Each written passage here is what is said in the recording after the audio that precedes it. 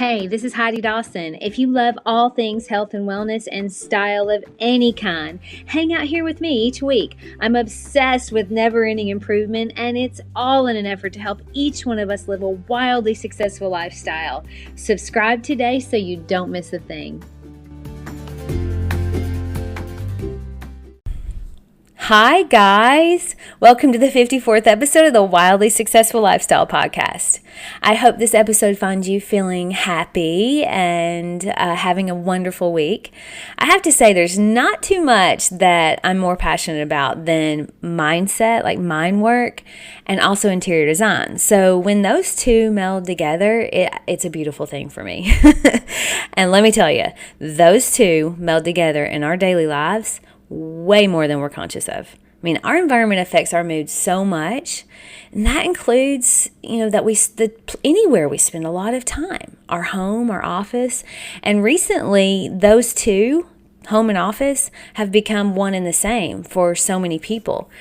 So you guys may laugh at this or you might relate. I don't know. I actually hope at least one person relates.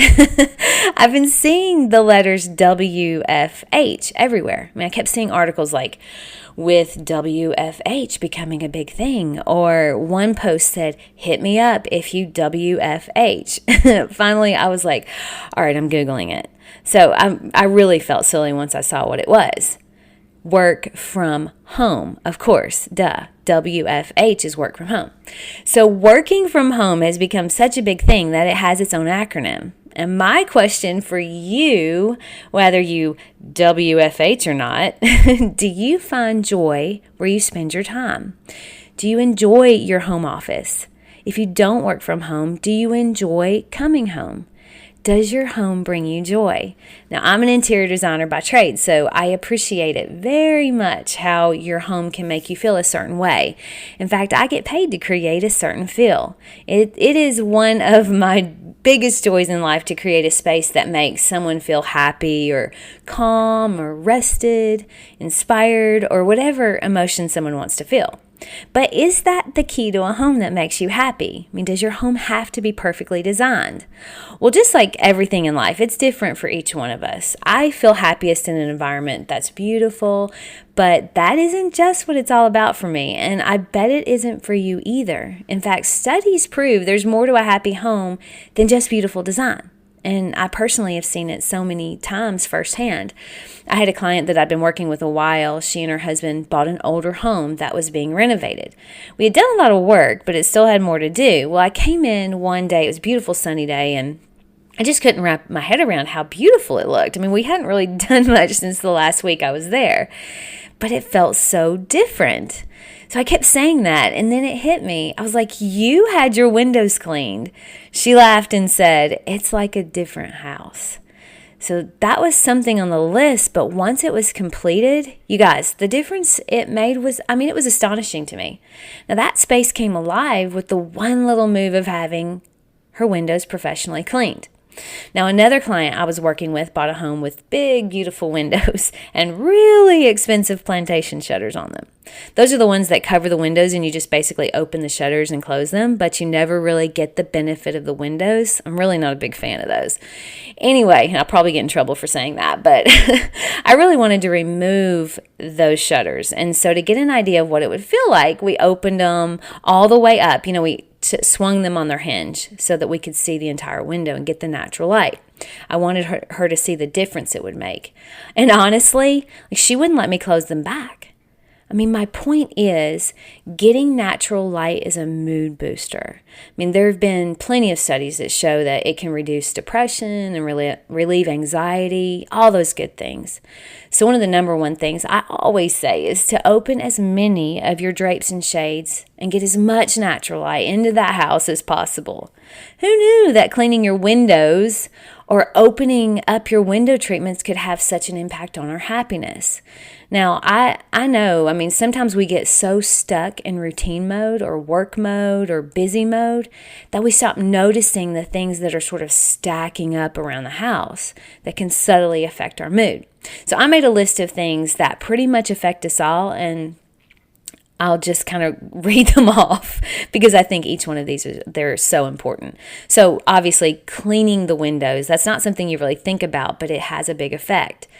Opening the window treatments every day so you get natural light. Making the bed every morning is a big one. My master bedroom is upstairs, and if I don't make the bed and open the drapes and shades, I literally dread going up there. I mean, like I'm like, okay, let's just get this over with. And I get up there and make the bed really quick and open the drapes and shades. You think I'm kidding, I'm not. All right, stacked anything around the house. So like old mail stacked, old magazines, old books. Now I'm a magazine girl. I've started cutting my favorite pictures out of my magazines though so that I could throw them away when I'm done with them. I put them on a mood board or in a folder, and then I have my favorite pictures, but I don't have the stacked magazines. So I just found a solution so that I could have everything that I want. Come up with a solution of things. Keeping things you don't love out of obligation or because you spent money on it. This is another big thing. If it doesn't make you happy and you don't love it, let it go. Donate it. Maybe it'll bring joy to someone else. And yeah, that includes things your mom gave you. If you don't like it, don't have it around. It'll mess with your head. Another thing is to have at least one space that's completely clutter-free. Your brain wants a clear space to be able to relax, and that's hard to do in a cluttered space. Finally, and this is my last thing for this episode, fix the little things around the house that bother you, but you just haven't taken the time to do it, or you've actually kind of stopped noticing it. Start noticing those things, like crooked pictures, wonky lampshades, burned out light bulbs. That's a big one, especially in the bathroom. I don't know why that they tend to burn out there. Maybe because we use them more. Anyway, I'm going to put this list in the show notes so you can read it again and just maybe make a checklist and say, I got to do these things every day because it affects my mindset. All right, guys, I hope this encourages you this week to live beautifully and to really be aware of how much your environment affects you. I mean, there's enough going on in life outside that protecting our peace inside is crucial. And a big part of that is our home, especially if you WFH. Love you guys. I'll talk to you in a few days. Don't forget to subscribe and share with your friends because we're just going to keep going bigger and better places together, and I love that about us. Talk to you in a few days.